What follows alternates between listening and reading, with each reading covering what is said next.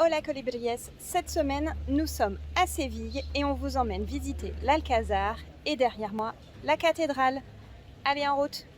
Parce qu'ils ont décidé de sortir de la matrice, ils construisent leur antidote pour entrer dans le monde réel.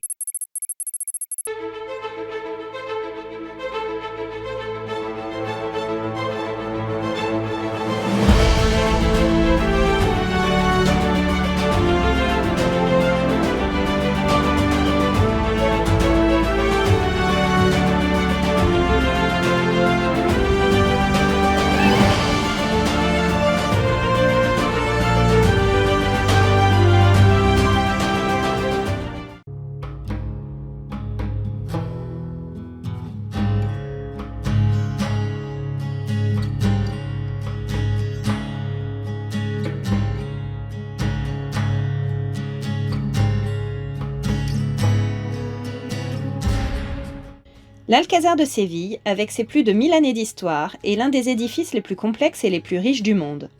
La diversité et la singularité de ses pièces, qui sont presque parfois des labyrinthes, possèdent une valeur inestimable et nous conduisent à chaque pas à travers des moments clés de notre histoire. L'arrivée des rois des taïfas, le califat almohade, la transformation castillane, etc.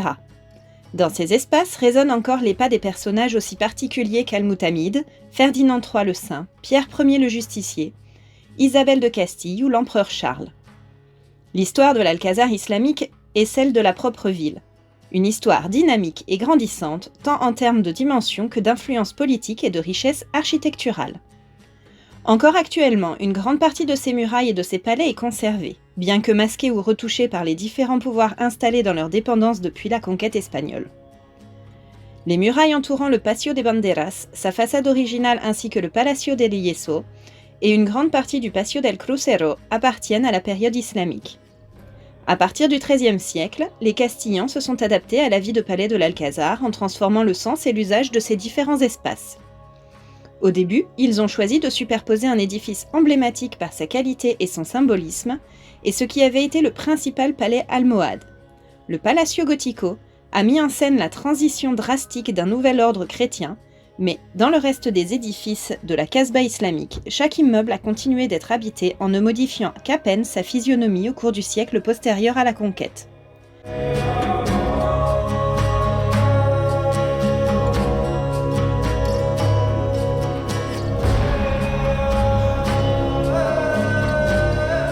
Les oiseaux, t'as vu?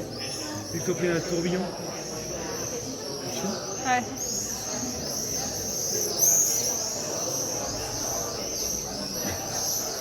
C'est leur circuit de course. Les fouilles archéologiques ont mis en évidence les deux processus, en soulignant néanmoins le spectaculaire changement provoqué par le roi Pierre Ier à partir de 1356, qui a entraîné la disparition définitive de l'organisation interne almohade dans le secteur central de l'ensemble architectural. Le cœur de l'actuel Alcazar et son Palacio Mudéjar, son joyau le plus précieux, fidèle témoignage d'une époque de splendeur, de panache et d'une personnalité rare dans notre histoire.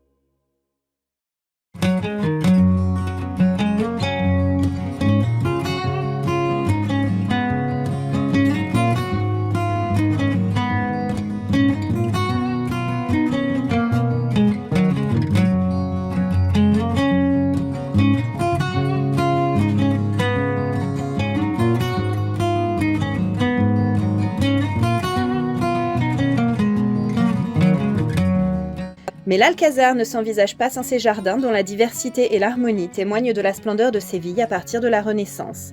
Les jardins à l'italienne s'étendent vers le sud de manière ordonnée, à l'ombre de la muraille almohade.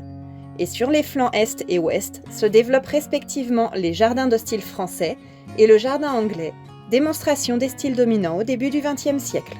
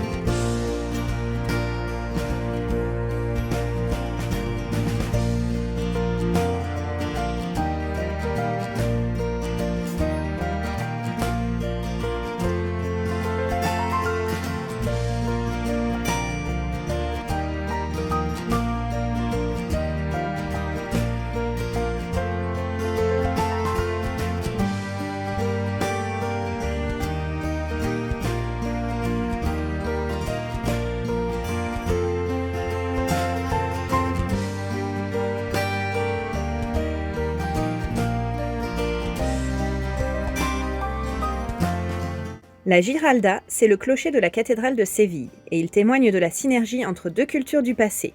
Il n'y a pas d'escalier dans la Giralda, car des rampes furent construites pour permettre au sultan de monter au sommet à cheval. Le clocher de la tour date du XVIe siècle et montre une architecture chrétienne qui contraste avec la culture almohade déjà présente dans le bâtiment.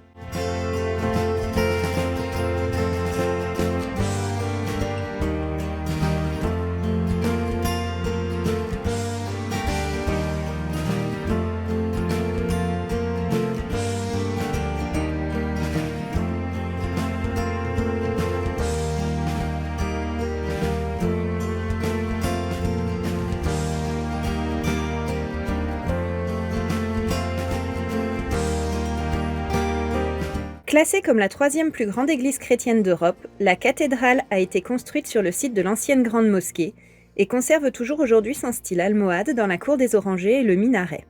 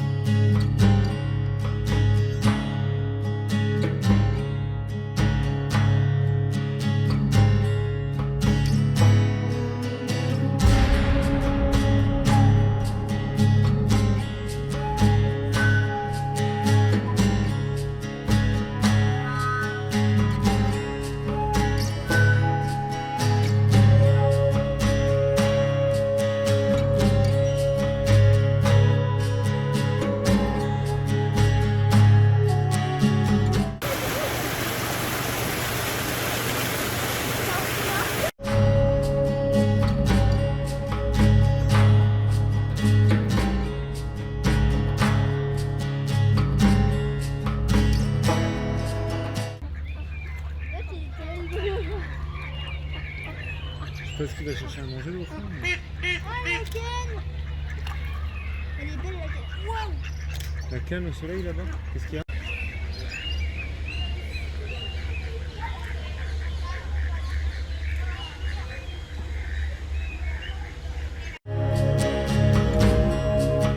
Il y en a un autre. Faut se prendre pour moi.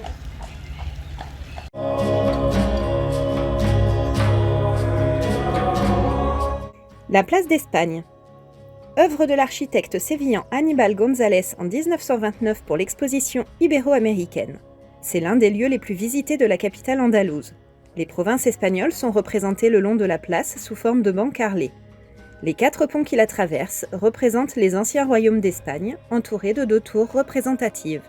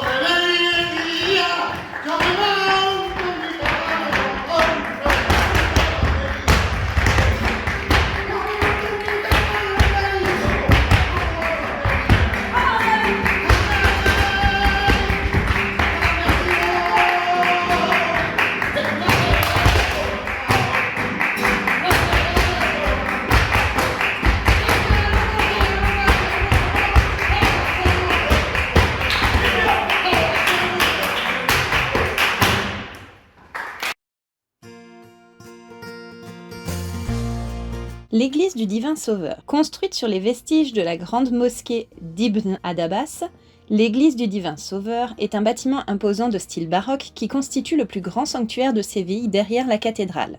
La façade principale de l'église se dresse sur la Plaza del Salvador, l'un des centres névralgiques de la ville qui, tout au long de ses 2000 ans d'histoire, a accueilli des demeures romaines, une mosquée, des étals de fruits et légumes et toutes sortes de magasins, un hôpital et même le vieux cimetière de la ville. Derrière cette façade grandiose se trouve un grand temple dans lequel l'orgue baroque du XVIIIe siècle, situé au-dessus de la porte principale et plusieurs retables d'une grande richesse artistique, attirent particulièrement l'attention. L'église dispose d'un agréable espace extérieur appelé Patio de los Naranjos, la cour des orangers, où l'on peut encore contempler les vestiges de l'ancienne mosquée. Si vous devez visiter une église à Séville, ce devrait être celle du Divin Sauveur. Ses grandes dimensions et sa luminosité particulière en font l'un des sanctuaires les plus spéciaux de la ville.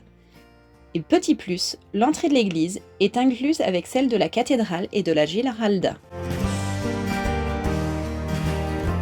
Saragosse, notre dernière escale de notre road trip espagnol. Pour ça, je vous propose de nous accompagner dans la visite de la cathédrale de Saragosse, mais aussi de son musée de cristal. Ce sont tous des chars qui sortent le 13 octobre chaque année pour une grande procession.